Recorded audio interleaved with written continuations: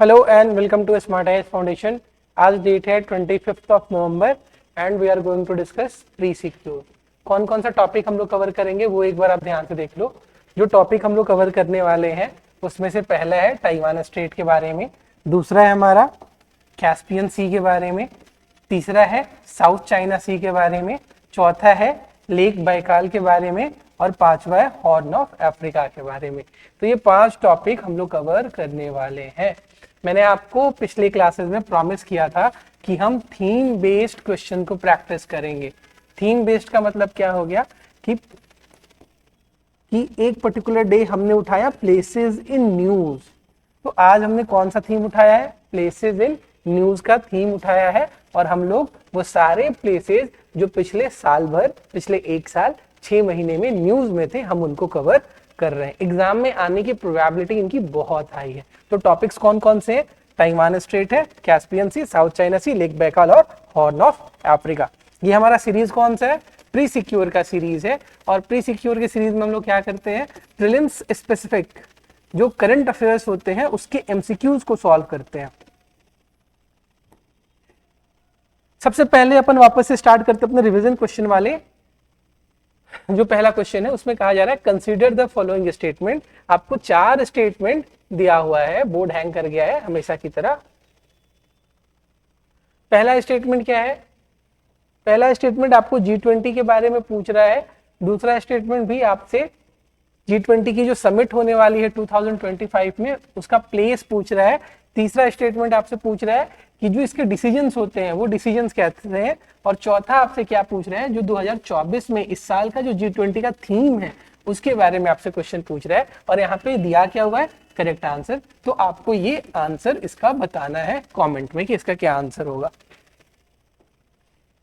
जो सबसे पहला क्वेश्चन है वो आप ध्यान से सुनना। जो सबसे पहला क्वेश्चन है that is consider the following statement about the Taiwan straight. ये प्लेस इन न्यूज था, ये एक स्ट्रेट है, उसके बारे में 3 स्टेटमेंट दिया गया है। आपको बताना इसमें से कौन सा करेक्ट है। तो सबसे पहले आप तो ये बता दो मुझे कि स्ट्रेट क्या होता है। आप कमेंट में दूसरा क्वेश्चन ये बताना कि स्ट्रेट क्या होता है। जो स्टेटमेंट है उसको ध्यान से पढ़ते हैं। It separates the island of Taiwan from the mainland China. इधर चाइना है, इधर बीच में वाटर बॉडी है और ये हमारा ताइवान हो जाता है, उसके बारे में कहा जा रहा है।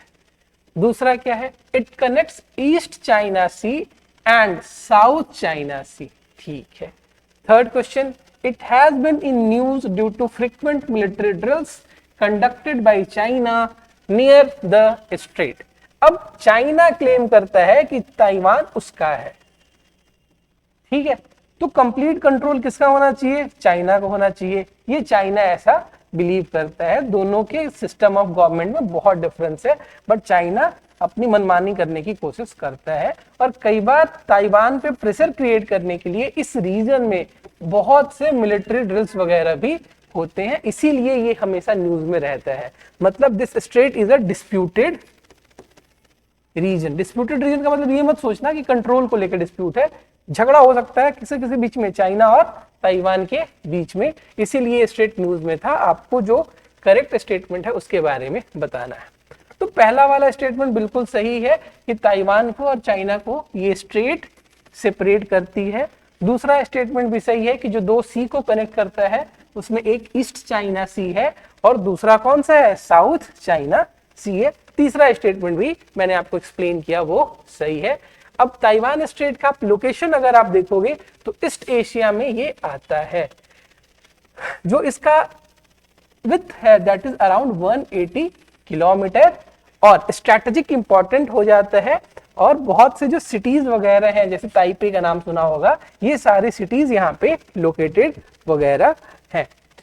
ठीक है, यहाँ पे सिटीज वगैरह के नाम दिए गए हैं इस रीजन में। जो ताइवान स्ट्रेट के आसपास जो एरियाज वगैरह हैं उनके इंपॉर्टेंस वगैरह को यहाँ पे रिफ्लेक्ट किया गया है। ये रहा हमारा ताइवान स्ट्रेट। अब देखते हैं मैप। ये हमारी ताइवान वाली पूरी रीजन है। ठीक है, ये हमारा ताइवान स्ट्रेट है, ये हमारा चाइना है, राइट। तो इस पूरे के पूरे रीजन में कई बार मिलिट्री ड्रिल्स वगैरह होते रहते हैं in order to exert pressure on Taiwan हमेशा न्यूज में रहने वाला रीजन है। एग्जाम पॉइंट ऑफ व्यू से क्या इंपॉर्टेंट है? एग्जाम पॉइंट ऑफ व्यू से अगर आप अपने प्रिपरेशन को बहुत माइन्यूटली करना चाहते हो तो प्लीज गो थ्रू द ये जो आइलैंड्स मेंशन है, ये जो आइलैंड्स मेंशन है ना, इसको बहुत अच्छे से देख लेना। ये जो सिटीज मेंशन है आसपास कोस्ट वोस्ट के, उसको बस देख लेना। आई एम नॉट सेइंग कि आपको बहुत अच्छे से याद करना चाहिए, ताइवान वगैरह के मैप पे बहुत अच्छे से देखने की जरूरत नहीं है, बट एक बार ऊपर ऊपर से 4-5 बार देख लो कि चीजें थोड़ी सी सॉर्टेड हो जाए, ठीक है। उसके बाद फिर ओशिनोग्राफी वगैरह इसके अगर देखोगे तो जो क्रिशियो करंट है ये यहाँ पे एग्जिस्ट करती है। अगर क्लाइमेट अगर आप देखोगे तो ऑब्वियसली ट्रॉपिकल सब ट्रॉपिकल वाला जो रीजन है, सब ट्रॉपिकल क्लाइमेट वगैरह यहाँ पे मिलता है। जियोपॉलिटिकल सिग्निफिकेंस आपको पता है बहुत ज्यादा है, स्ट्रेटेजिक इंपॉर्टेंस बहुत है। क्यों? क्योंकि 40% जो ग्लोबल ट्रेड होता है वो कहाँ से होके जाता है? ताइवान स्ट्रेट से होके जाता है। और ताइवान जैसा कि आपको पता होगा सेमीकंडक्टर की बहुत इंपॉर्टेंट, सेमीकंडक्टर इंडस्ट्री के लिए बहुत इंपॉर्टेंट कंट्री है। तो इस रीजन में स्टेबिलिटी बहुत जरूरी है, वरना चाहे वो ऑटोमोबाइल सेक्टर हो, चाहे वो स्पेस सेक्टर हो, या फिर पूरी की पूरी इलेक्ट्रॉनिक्स की जो इंडस्ट्री होगी, वो अगर ताइवान में कुछ भी ऊपर नीचे हुआ तो ग्लोबल इकोनॉमी विल कोलैप्स थोड़ी देर के लिए, ठीक है। Now coming to the second question. Second question में आपसे कैस्पियन सी के बारे में पूछा जा रहा है कि कौन सा स्टेटमेंट सही है, कौन सा स्टेटमेंट गलत है। तो it is the largest enclosed inland body of water on earth. Second क्या है? It shares border with 5 country, Russia, Kazakhstan, Turkmenistan, Iran and Azerbaijan.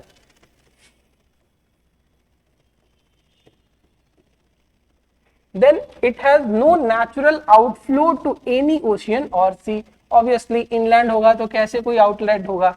नहीं होगा। मतलब ये लेक की तरह है। किसकी तरह है? लेक की तरह। सी इसलिए बोल देते हैं बिकॉज ऑफ साइज, बट है क्या ये एक्चुअली में? एक्चुअली में ये हमारा लेक है। तो ये आपसे पूछ रहा है कि कितने स्टेटमेंट करेक्ट है और कितने गलत है। तो आपको बताना है कि 3 स्टेटमेंट में से कौन सा स्टेटमेंट, कितने स्टेटमेंट करेक्ट है और कितने गलत है। तो इसका जो तीनों का तीनों स्टेटमेंट है वो सही है। पहला स्टेटमेंट बिल्कुल सही है कि वर्ल्ड की लार्जेस्ट इनलैंड वाटर बॉडी है। कंट्री याद करने का तरीका मैं बता दूं, मैंने तारीख करके याद किया था, तो ये आपको तारीख से याद हो जाएगा। T stand for Turkmenistan, A stand for Azerbaijan, R stand for Russia, I stand for Iran and K stand for Kazakhstan, ठीक है। अब इसके बारे में अगर ध्यान से आप देखोगे तो ये हमारी कैस्पियन सी है, ये उसके आसपास का पूरा रीजन वगैरह आपको देखने को मिल जाएगा। वर्ल्ड की लार्जेस्ट इनक्लोज वाटर बॉडी है। एरिया कितने है? 3,86,400 स्क्वायर किलोमीटर। किस किस रीजन में आती है? एशिया और यूरोप के आसपास आती है। कंट्रीज कौन कौन सी है मैंने आपको एक्सप्लेन कर दिया, राइट। और कैप्सियन नाम कहां से आया? जो कैप्सी पीपल है, इसके वेस्टर्न सोर्स वगैरह पे मिलते थे, वहां से ये नाम लेके आया। तो कैस्पियन सी कह देने से कुछ नहीं होगा, actually it is a lake. अगर जियोलॉजिकल हिस्ट्री देखोगे, हालांकि this is not important for exam, तो टेक्टोनिक अपलिफ्टमेंट वगैरह हुआ, सी लेवल चेंज वगैरह हुआ, जिससे ये सारी चीजें आपको देखने को मिली। अब वाटर सैलिनिटी इसकी बहुत इंटरेस्टिंग है। अगर आप कैस्पियन सी को देखोगे ना, तो नॉर्थ से वहां बहुत सारी रिवर्स आती हैं, कुछ रिवर्स आती हैं एक्चुअली, तो उसकी वजह से नॉर्थ में जो सैलिनिटी है वो रिलेटिवली कम होती है एज कंपेयर टू साउथ। जब भी फ्रेश वाटर ऐड हो जाएगा ओशियन के वाटर में या फिर सॉल्ट वाटर में, तो यहाँ पे सैलिनिटी कम हो जाएगी और नीचे सैलिनिटी बढ़ जाती है। Hope you are getting the point. अब जो ओशियन वाटर होता है उसकी सैलिनिटी और इसके सैलिनिटी में 1/3 का अंतर होता है। रिवर्स कौन कौन सी है? वोल्गा रिवर, उलार रिवर, टेरेक, ये सारी जो रिवर है वो फॉलो करती है। इंपॉर्टेंट सिटीज अगर आपने बाकू का नाम सुना होगा, दैट इज अजरबैजान वाली सिटीज, तो वो यहाँ पे आपको मिल जाएगी, ठीक है। अब एक कैवियर करके फूड आइटम है, वो इस रीजन के लिए फेमस है, फिश वगैरह से रिलेटेड है, एग्स वगैरह जो होते हैं फिश वगैरह के, वहां से रिलेटेड है। तो केवल बस ये टर्म देख लेना और इसका रिलेशन देख लो, किससे? कैस्पियन सी से। इतना ही बस इसके लिए इंपॉर्टेंट है, मैंने बहुत डिटेल में आपको एक्सप्लेन कर दिया। Now coming to the third question of the day, कि ये पूछ रहा है कि साउथ चाइना सी के बारे में तीन स्टेटमेंट दिया गया है और कौन सा करेक्ट है। तो सबसे पहला स्टेटमेंट क्या है, the South China Sea is bordered by the 8 countries including China, Vietnam, Philippines and Indonesia. तो केवल कंट्री जानने से नहीं होगा, मतलब आपको यह भी जानना पड़ेगा कौन कौन सी कंट्रीज है, नंबर ऑफ कंट्रीज भी आपको जानना पड़ेगा। Second statement, the 9 dash line is China's claim over nearly the entire South China Sea which has been rejected by international tribunals। Obviously China claim करती है कि जो 9 डैश लाइन है 1 2 3 4 5 6 7 8 9, ये जो 9 डैश लाइन है वहां तक उनकी बाउंड्री आती है, बट जो इंटरनेशनल ट्रिब्यूनल्स वगैरह है वो इस बात को नहीं मानते, ऐसा ये स्टेटमेंट कह रहा है। Third statement, the region is significant for global trade accounting for nearly 50% of the world's maritime shipping traffic. मतलब जो शिपिंग ट्रैफिक है उसका 50% इस रीजन में आता है। आपको बताना है कौन सा करेक्ट है कौन सा इनकरेक्ट। तो फर्स्ट स्टेटमेंट देखो इनकरेक्ट है, क्योंकि नंबर ऑफ कंट्रीज 8 नहीं है, कितनी है 7 है। कौन कौन सी कंट्री है, 1 China, Vietnam, Philippines, Malaysia, Brunei, Indonesia and Taiwan. 1 2 3 4 5 6 7, ये 7 कंट्री है, 8 कंट्रीज नहीं है। सेकेंड स्टेटमेंट बिल्कुल सही है, 9-9 चाइना का क्लेम है, दुनिया उसको नहीं मानती। जो UN clause, United Nation Convention on the laws of sea है, वो भी उसको इग्नोर कर देता है। थर्ड स्टेटमेंट भी गलत है, 30% ऑफ द ट्रेड होता है, 50% नहीं होता है। ये इसके बारे में है, और डिटेल से इसको देखते हैं। अब ध्यान से देखो, ये पूरा का पूरा मैप है, ये जो डिस्प्यूटेड है पूरा का पूरा, ये पूरा का पूरा मैप है। यहाँ पे आपको 2-3 आइलैंड्स दिखेंगे, एक तो स्पार्टली आइलैंड है और दूसरा पार्शल आइलैंड है। ये इंपॉर्टेंट साउथ चाइना सी के आइलैंड के पॉकेट्स है, जिसको लेके डिस्प्यूट हमेशा रहता है। चाइना का क्लेम कुछ और है, और यहाँ पे ये जितनी भी कंट्रीज हैं उन सारी कंट्रीज के साथ झगड़ा होता रहता है। तो साउथ चाइना सी अगर आप देखोगे तो कहाँ पे, वेस्टर्न पैसिफिक ओशियन का एक आर्म लगता है। एरिया कितना है, 14,23,000 स्क्वायर माइल्स के आसपास इसका एरिया है। कंट्रीज अगर देखो तो मैंने एक्सप्लेन कर दिया कौन कौन सी कंट्रीज है, नॉर्थ में कौन है, साउथ में कौन है, कनेक्शन कौन कौन सा है, ताइवान स्टेट वगैरह भी इससे कनेक्टेड है वगैरह। ठीक है, आइलैंड्स वगैरह देखोगे, मैंने बताया 2 बहुत इंपॉर्टेंट आइलैंड आएंगे एग्जाम पॉइंट ऑफ व्यू से, पार्सल आइलैंड और स्पार्टली आइलैंड वगैरह। क्लाइमेट अगर देखो तो क्लाइमेट कौन सी है, ट्रॉपिकल क्लाइमेट है मोस्टली। अरे वही जो ताइवान वाली रीजन है वहीं पे तो है यार, तो सेम तो होगा, क्लाइमेट थोड़ा ना चेंज हो जाएगा। इकोनॉमिक इंपॉर्टेंस देखो तो सेकंड मोस्ट यूज सी लेन है, बहुत बहुत इंपॉर्टेंट है, ट्रेड रूट्स के लिए बहुत फेमस है। और क्रूड ऑयल का ट्रांसपोर्टेशन जो मेजर इकोनॉमीज है ईस्ट एशिया में, जैसे साउथ कोरिया हो गया, ताइवान हो गया, हांगकांग हो गया, जापान हो गया, उनके लिए भी आपको ये स्पेस प्रोवाइड करती है। इंपॉर्टेंट इसलिए है क्योंकि मिनरल्स वगैरह भी बहुत मिलने लगे हैं उस रीजन में, तो उसलिए भी इंपॉर्टेंट हो जाती है। Now coming to the fourth statement. Fourth statement है आपका अबाउट लेक बैकाल के बारे में, रसिया में पाया जाने वाला एक लेक, उसके बारे में 3 स्टेटमेंट दिया गया है, बताना है कौन सा स्टेटमेंट इनकरेक्ट है। बहुत इंपॉर्टेंट हो जाती है, कई बार करेक्ट पढ़ते पढ़ते आप भूल जाते हो कि करेक्ट है या इनकरेक्ट, तो इसको मार्क कर लिया करो हमेशा। ऐसे करोगे ना, थीम अंडरलाइन कर लोगे, टॉपिक अंडरलाइन कर लोगे, और करेक्ट इनकरेक्ट जब अंडरलाइन कर लेते हो तो वहां पे गलतियों के चांसेस बहुत मिनिमाइज हो जाते हैं। Now, coming to the first statement, it is the world's deepest and oldest saltwater lake located in Siberia, Russia। तो पहले तो ये पता होना चाहिए डीपेस्ट है या नहीं है, ओल्डेस्ट है या नहीं है, सॉल्ट वाटर है या फ्रेश वाटर है, और दूसरा लोकेशन इसका कहाँ है। ये 3-4 इंफॉर्मेशन आपको पता होनी चाहिए। Second, it contains approximately 20% of the world's unfrozen fresh water reserve. अब ये दोनों स्टेटमेंट कॉन्ट्राडिक्टरी है, ये कह रहा है फ्रेश वाटर, ये कह रहा है सॉल्ट वाटर। जहां पे 1 और 2 एक साथ है उसको काट देना है, कहीं पे नहीं है, बच गए आप।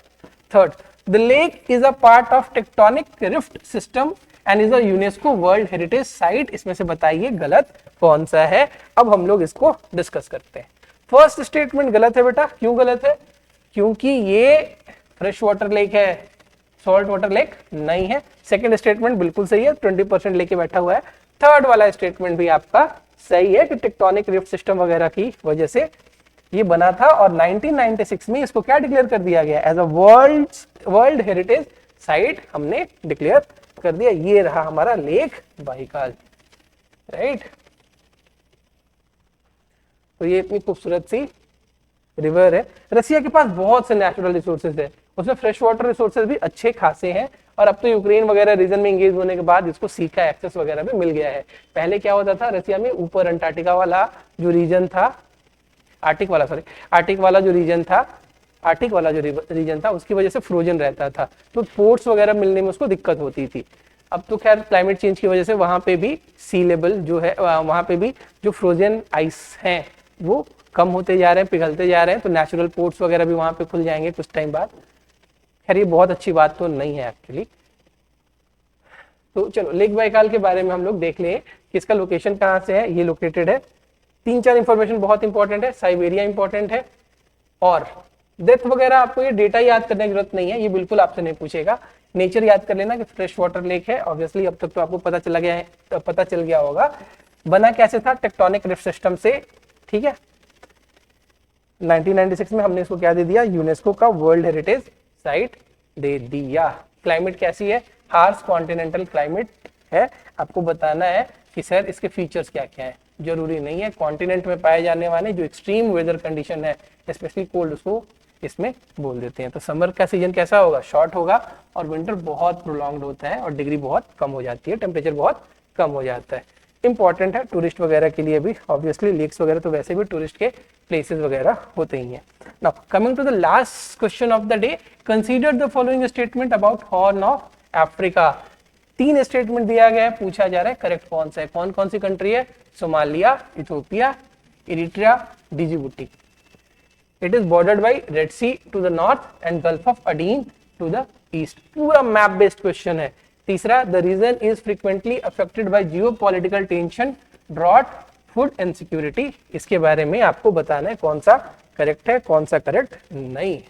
तो तीनों के तीनों स्टेटमेंट इसके सही है। फर्स्ट वाला स्टेटमेंट करेक्ट है। कंट्रीज बहुत इंपॉर्टेंट है, SEE सीड करके मैंने याद किया था। सोमालिया, इथियोपिया, इरिट्रिया एंड डिजिबुटी वाली जो कंट्रीज हैं वो यहाँ पे आती हैं। सेकंड स्टेटमेंट भी करेक्ट है।